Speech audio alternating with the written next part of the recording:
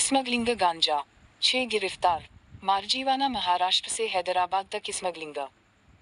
चांडानागर मुजाफाती इलाकों में ट्रेन और फरोख्त पर गांजा लाएं। खुसूसी टास्क फोर्स पुलिस में गांजा का बीच था। 6.47 किलोग्राम गांजा की मालियत मुलजिम से 4 लाख रुपए है।